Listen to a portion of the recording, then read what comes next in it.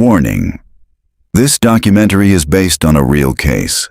All information has been drawn from verified investigations, official court records, law enforcement documents, and accredited news sources. Viewer discretion is advised.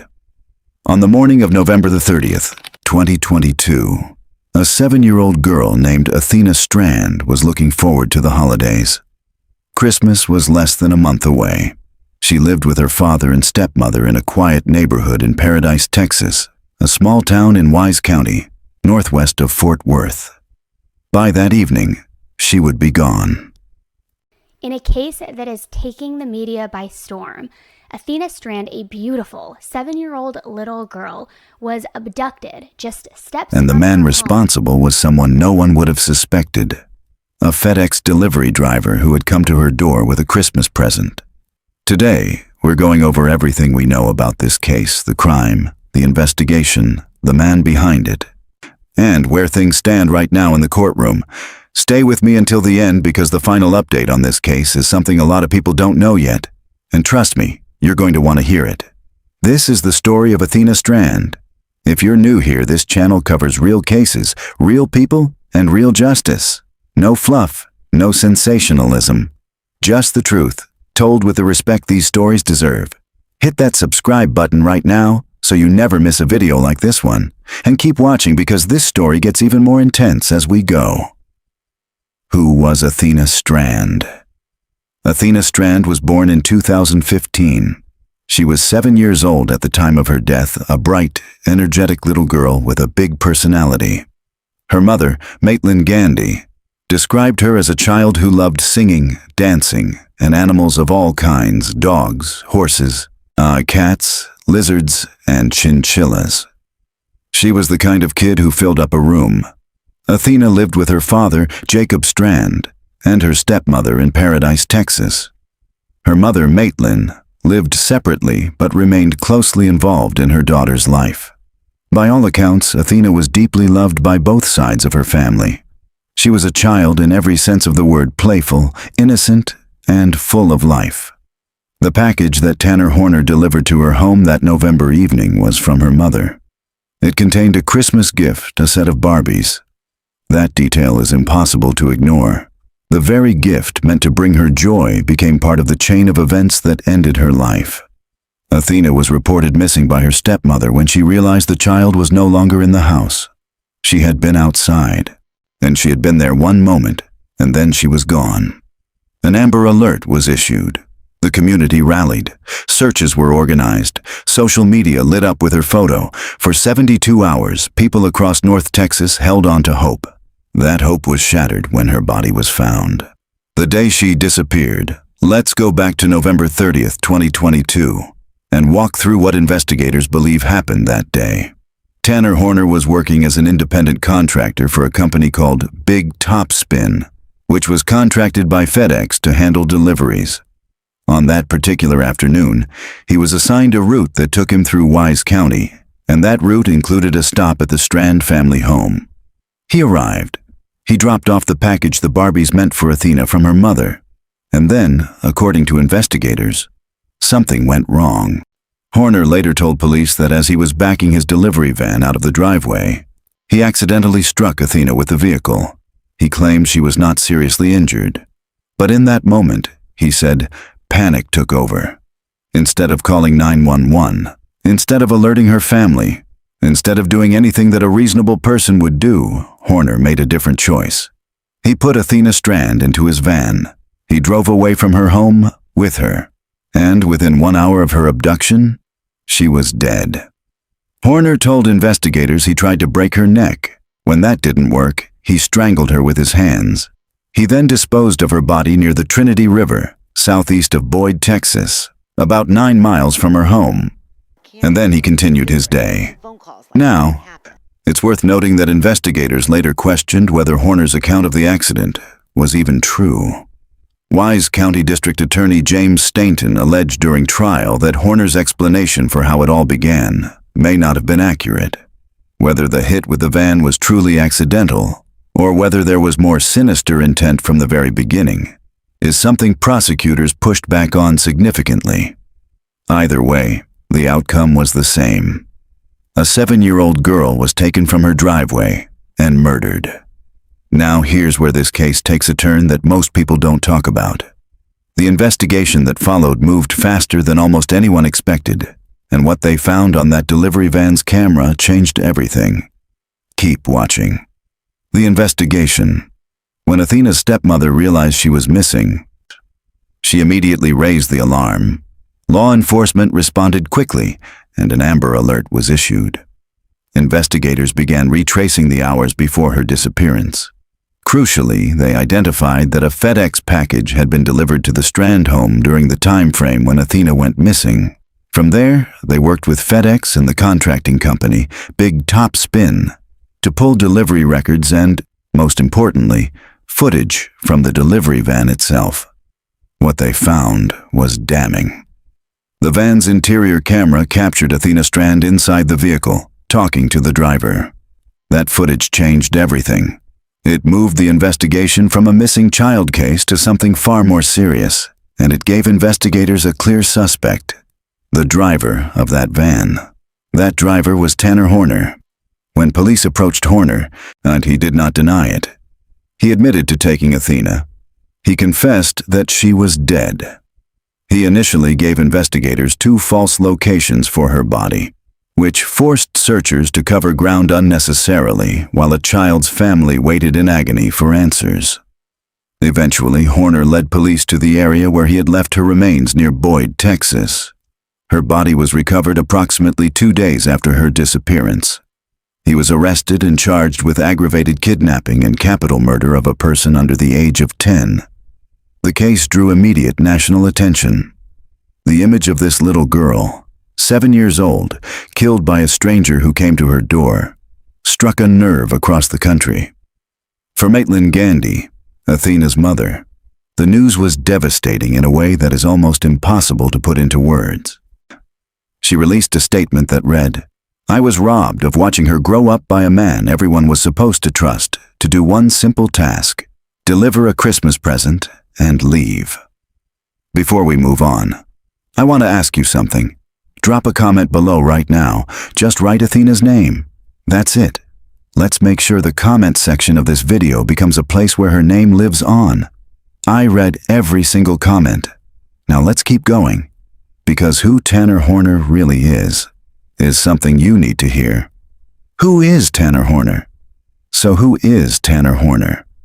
At the time of his arrest, he was 31 years old, placing him at approximately 34 today. Not much is publicly known about his early life or upbringing. He lived near Lake Worth, Texas, a suburb in the Fort Worth area. Prior to this case, he had no known criminal record. He was not on anyone's radar. He was, to the outside world, just another person working a delivery route. He was working as an independent contractor, not a direct FedEx employee, through a third-party company at the time of Athena's murder. But during the sentencing phase of his trial, his defense attorney, Stephen Goebel, began to paint a more complicated picture of who Tanner Horner is and what shaped him. Goebel told the court that Horner had suffered from various mental illnesses throughout his life. He claimed that Horner's mother drank alcohol during pregnancy, a detail relevant to fetal alcohol spectrum disorder, which can impact impulse control, decision-making, and behavior. The defense also claimed that Horner was exposed to a significant amount of lead throughout his childhood, again, on a factor that research links to cognitive and behavioral effects. Then there was the testimony of Texas Ranger Sergeant Joe Espinoza, who described something unusual about Horner during the investigation. Horner, he said, frequently referenced an alternate identity, a persona he called Zero. His demeanor, his physical demeanor changes, the sergeant testified, describing the shift that occurred when Horner slipped into this alternate identity. Whether this points to a genuine dissociative condition or something else entirely is something the court has had to weigh carefully. Horner also maintained contact with people on the outside from prison. He called his mother, his grandmother, and his girlfriend, a woman named Cassie, based on recordings of those calls. He reportedly has a son named Chester. Those phone calls were played in court. At times during the playback, Horner looked away from the screen, and in perhaps one of the more unusual moments of the trial, jurors were also shown suicide letters allegedly written by Horner while in custody. None of it changes what he did, but it forms the backdrop against which his defense has argued for leniency, against the prosecution's push for the death penalty. I want to know what you think. Does his mental health history change anything for you? Should it factor into his sentencing at all? Comment below, death penalty or life in prison, and tell me why. I'll be reading the responses. Now let's get into the trial itself. Because what happened on day one of the courtroom proceedings caught absolutely everyone off guard. The trial of Tanner Horner was moved from Wise County to Tarrant County due to the intense pre-trial publicity surrounding the case. It finally got underway in April 2026, more than 3 years after Athena's death. On the very first day of trial, April 7th, 2026, Horner made a decision that shocked the courtroom. He pleaded guilty. Just moments before what was expected to be an emotionally charged capital murder trial, Horner entered guilty pleas to both counts, capital murder and aggravated kidnapping. It was an abrupt end to what everyone had prepared for, and it shifted the trial immediately into the sentencing phase. The question was no longer if he was guilty. The jury now had one job: decide whether Tanner Horner lives or dies. Prosecutors are seeking the death penalty. The sentencing phase has been deeply difficult to witness. The courtroom has heard graphic forensic testimony. DNA analysts testified that male DNA was detected on Athena's sexual assault kit. Blood and semen were found on multiple items of Horner's clothing, including his FedEx work shirt. Then came 2 more women, both of whom took the stand to allege that Horner had sexually assaulted them years earlier, when they were just 16 years old. One said she woke up to find him assaulting her. The other described 2 separate incidents. These were not charges. They were presented as prior bad acts to inform the jury's understanding of who they are dealing with. Athena's mother, Maitland Gandy, also took the stand, and she faced Tanner Horner directly and told the court, "I am her voice." She shared memories of her daughter, happy ones, painful ones, and made clear that Athena was a full human being with a whole life ahead of her, not just a name in a headline. Athena's father, Jacob Strand, also testified for the prosecution. As of the time of this video, the prosecution has rested its case. The jury is now weighing everything they have heard and deciding Horner's fate. The jury's decision has not come in yet, and when it does, I will be covering it immediately. If you are not subscribed, you will miss that video. Hit subscribe right now and turn on notifications so you're the first to know the moment the verdict drops. This case is not over, and neither is our coverage of it. Cases like this one force us to confront uncomfortable realities. Athena Strand was taken from her own driveway, a place that should have been safe. She was killed by a stranger whose only connection to her family was a delivery route. There was no warning. There was no prior relationship. There was nothing that could have reasonably predicted what Tanner Horner would do that day. And yet, here we are. The case has reignited conversations about child safety, about the systems we trust, delivery services, contractors, background checks, and what more can be done. FedEx released a statement following Horner's arrest expressing condolences to the Strand family and confirming that Horner was not a direct employee, but a contractor through a third-party company. Questions about how contractors are vetted, monitored, and held accountable have been raised in the aftermath. But beyond the policy discussions, there is a family that will never be whole again. A mother who will never watch her daughter grow up. A father who opened his home to a delivery driver and lost his child that same evening. And there is Athena, 7 years old, a lover of animals and dancing and singing, who deserved so much more. The verdict from the jury in the sentencing phase of this trial is still pending.